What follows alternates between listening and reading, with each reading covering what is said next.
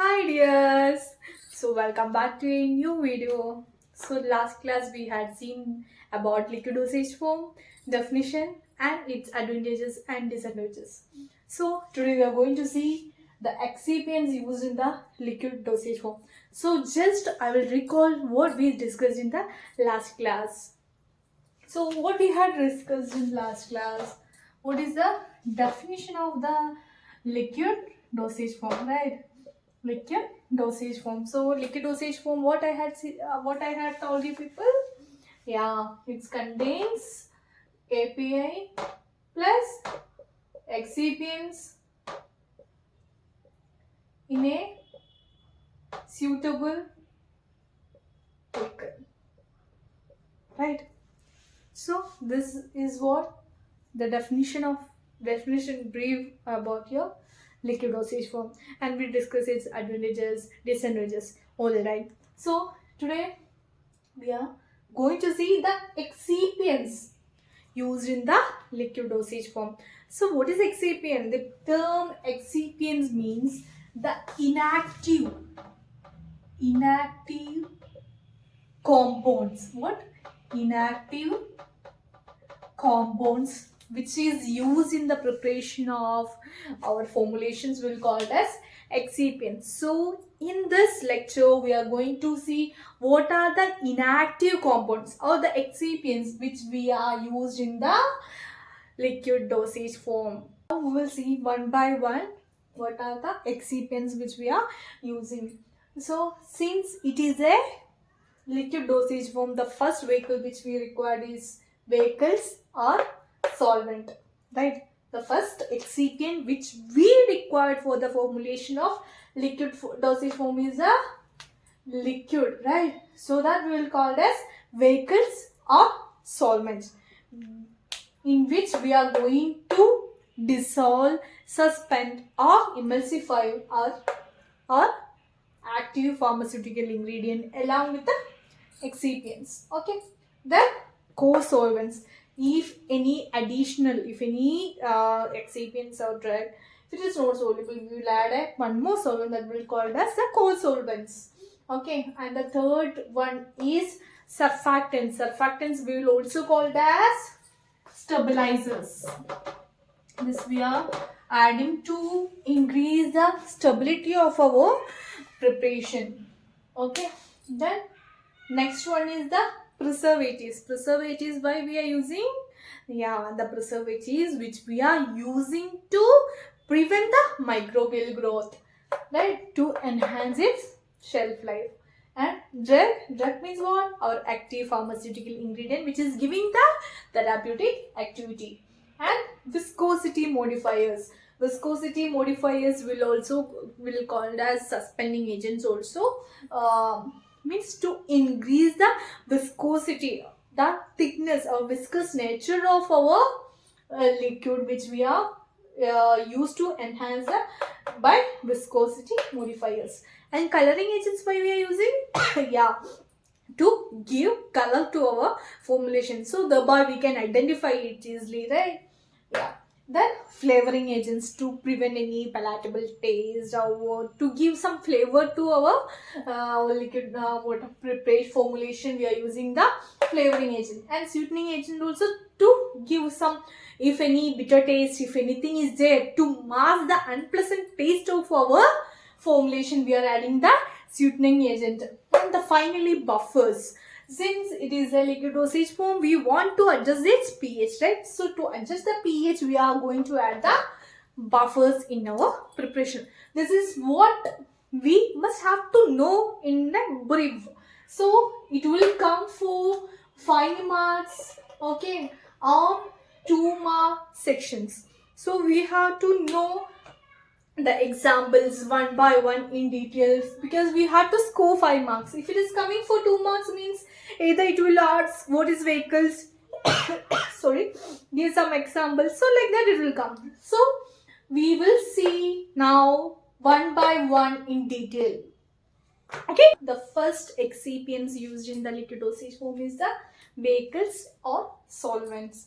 So I said which we are vehicles which we are going to mix our excipients and active pharmaceutical ingredient which we are going to dissolve this water, suspend or emulsify, right? So since we are using it's a base, okay, so since it is our liquid dosage form, we are considering vehicle as a base of our liquid dosage form.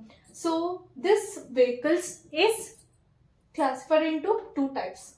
One is aqueous vehicles and another one is the non-aqueous vehicles. So what is this aqueous vehicles? Yeah, means which is water soluble. If our drug or excipients which is water soluble means we'll use the aqueous vehicles. Okay, so used for water soluble components. So the examples of our aqueous vehicle is purified water, aromatic water and syrups. So next we'll go for the non-aqueous vehicles. Non-aqueous vehicles means it's not for water, right? Non-aqueous vehicles. So the excipient or drug which is not soluble in water, or if it is poorly soluble, in that cases we will use the non-aqueous vehicles. So it is used for poorly water soluble components. So the examples we will give alcohols, oily materials like oils. Okay, so in the alcohols we'll use ethanol. Okay, in that ethanol and all we'll use for the preparation of elixirs and tinctures. Okay, then in the case of oils, these oils which we are mainly will go use for the non-oral preparations. Okay, like we have vegetable oils and mineral oils. In the example of vegetable oil is like a castor oil and corn oil. Okay, so the mineral oils we can give an example as a liquid paraffin, and in some cases mineral oils we are using for the oral preparation also. Okay, so you got it, right? So the vehicles or solvents are the base of your liquid dosage form. Okay, the formulation if you want to prepare means the base is the vehicle or solvent. So we have two types vehicles, like one is aqueous vehicle and the second one is non-aqueous vehicle. Okay, so I hope you people are understanding my class. So if you have any doubts, if you're finding any area difficult in coming classes also, you people can let me know in the comment section. So if you want, if any particular topic in detail, you just comment what topic if you require, if you want in detail. Okay, I will make the video and upload it soon. Okay, so we will go for the next topic, that is what? Co-solvents. So this co-solvents, I said additional, if our drug is not solvent, one more solvent we will add, that is co-solvent, I said, right? Yeah. So this co-solvent, this behavior will called as co-solvency. This co-solvency we are using to increase the solubility of our component, to increase the solubility. So what is this co-solvents? That means one or more water miscible organic solvent. What? One or more water miscible organic solvent, that will be called as co-solvent, which are added to an aqueous vehicle to create a mixed solvent system. So significantly to increase the solubility of a poorly water soluble drug. So the example is ethanol, propylene glycol, glycerin and glycerol. So what you have to remember here is, so the co-solvents means we are adding to the aqueous vehicle to get a mixed solvent system to enhance its solubility. So I hope you people understood what is vehicles and what is co-solvents. So we will see the coming two. Next we will see the third excipients which used in the liquid dosage form, that is surfactants. Surfactants are stabilizing agents. So the surfactants are the compounds that lower the surface tension between the two phases, like oil and water. For example, you are considering your drug as a solid and a liquid as a solvent. So this surfactant molecules have the hydrophilic head and lipophilic tail. So the hydrophilic head means what? The water loving area, as well as lipophilic tail means oil loving. And comes for the example of the surfactants. So the example of surfactants is polysorbates, okay, and sodium lauryl sulfate and polyethylene glycol derivatives. So the surfactants is classified into non-ionic and anionic, okay. So you can give this, if you are remembering, you can give the non-ionic and anionic. So you must have to remember at least the examples like polysorbate and sodium lauryl sulfate, polyethylene glycol, okay. Like in that we can remember 280s, pans, then many surfactants we have, okay. So next we will go for the preservatives. Preservatives are antimicrobial agents. So the preservatives means what? Why we are adding to our formulation the preservatives? To increase the shelf life of our preparation. Means it should not get degraded, or it should not get spoiled, right? So we will add the preservatives. So the chemical substance which added to the preparation to inhibit the growth of contaminating microorganisms like bacteria, yeast, molds, okay. So to prevent the contamination or to inhibit the growth of this microorganism, we are adding the preservatives to our formulation. So we will add for the oral preparations, that means non-sterile preparation, and we have the sterile preparations like ophthalmic drops, injections, okay. Whatever the preparation, we will add the preservatives. So the parabens are the most used preservatives, like parabens, methyl paraben, propyl paraben we have, okay. Then quaternary ammonium compounds and alcohols. Alcohols mainly we will use in the case of injections, okay. So now you understood what is surfactants and preservatives. Surfactants means which we are used to reduce the surface tension of the two phases, and which we are using to enhance the stability of our preparation. And we have the example like polysorbate, sodium lauryl sulfate and polyethylene glycol. And when we are talking about the preservatives which we are adding to prevent the growth of microorganisms. Microorganism like what? Yeast, fungi, then molds, okay, bacteria. Okay, so the example of the preservatives are parabens, quaternary ammonium compounds and alcohols. That's it. Yes. Now we will discuss the next excipients, that is drug. Drug is not an excipient, sorry. So which we are adding. So APA, drug is what? Active pharmaceutical ingredient, which is the substance which has a therapeutic effect when it's administered. But the drug alone we won't administer. So we will add some excipients, or we will make a formulation and we will administer the drug as it is in the pure form of API. We won't administer, okay. So the example like paracetamol is syrup is there, right? So it is we will be having the sweetening agents, flavoring agents, bakery, this, right? So we will add the many things. Then diclofenac sodium. Paracetamol, we will use for the fever to reduce, right? Then that means paracetamol is an antipyretic drug. Then comes for the diclofenac sodium. This is the analgesic which we are used to reduce the pain, okay. So drug alone we want, or drug as it is we are not going to administer, okay. So the next excipient is a viscosity modifiers or rheology modifier or thickening agents or thickeners, okay. So these are the excipients which added to the liquid preparations to increase the viscosity, okay. Why we have to increase the viscosity? Viscosity means what?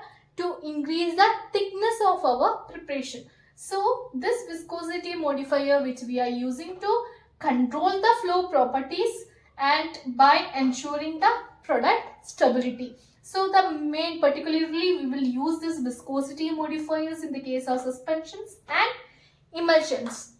Okay, so the examples of the viscosity modifiers is cellulose derivatives like methyl cellulose. Okay, and synthetic polymers we have carbopol and carbopol 934. Okay, and natural gums we have like acacia, tragagan. These are considered as the example of your viscosity modifier. Means we are adding to increase the viscosity or to increase the thickness of our formulation. We will add the viscosity modifiers. So the main thing, if you add the viscosity modifiers, we can ensure the product stability. Okay, I hope you people understood. See the next excipients used in the liquid dosage form. They are like coloring agents, flavoring agents, sweetening agents. These three together will called as additives. Okay, so these additives are nothing but the excipients which we are added to our formulation to enhance the patient acceptability and patient acceptability in the sense like color, smell and taste. It will make attractive to the patient, and if any palatable taste or if any bad smell, if anything is there, it will avoid. So will this additives mainly which the excipients which we are using for the to give the patient acceptability. Okay, so first we will see the coloring agents. So coloring agents name itself, which is the agents which is giving the color to our formulation. So this color will helps us to differentiate the different formulations, and also it will make attractive. Okay, so we will add the coloring agents, and we will add synthetic colors, natural colors. Okay, so like erythrocene, tartrazine and vegetable colors like chlorophyll and carotene. So the coloring agents which we are adding to give color to our formulation. Okay, so and it is one of the additives used in the additives are coloring agents, flavoring agents, sweetening agents. Okay, so next we will go for the flavoring agents. Flavoring agent is for smell. Okay, it will prevent any unpleasant smell is there, means it will prevent. Okay, so we will add the flavors like strawberry, raspberry flavor and any other fruit flavor like pineapple. Whatever the flavors we will add to our preparations. Okay, so it also will mask the unpleasant taste like bitter taste. Okay, so we'll add the flavoring agents. So next we will come to the third additive, that is sweetening agent. Sweetening agent is responsible for the taste, which is the sweetening agents which we are adding to give the taste to our formulation. So if any salty taste or bitter, whatever the taste, if any taste is there, it will mask and it will give the good taste to the sweetening agents. Not sweetening, good taste to the formulation. Yeah. So we have the natural or synthetic agents. So we will add sugars, alcohols, fructose, saccharin, etc. as a sweetening agents. So these are considered as the examples of sweetening agents. So and the last, we will go for the last excipients like buffers. Okay, what is buffers? Buffers means it will resist any change in pH when an acid or base is added.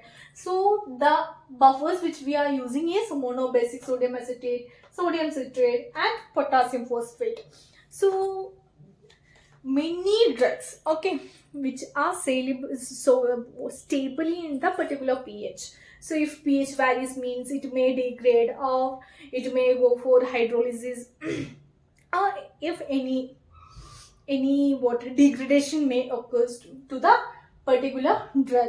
So we will add the buffers to the formulation to prevent the degradation or to change, means to adjust or to maintain the pH. We will add the buffers. So the pharmaceutical buffers are carbonates, citrates, lactates. So and in the special consideration, as the pH of the body fluid, we know the pH of our body fluid is 7.4. So the products such as injections, eye drops, eye drops, nasal drops, okay. so should be buffered, means to avoid the irritation. So whatever, if it is a topical preparation, means we have to see that skin pH, because if the pH is more or less, we may get irritation. So that buffers is important in the pharmaceutical preparation. Okay, so now I hope you people understood our 10 excipients. Okay, thank you for watching. If you had liked my class, please do support my channel, subscribe, like, share, comment. Bye bye. So we'll see on next video.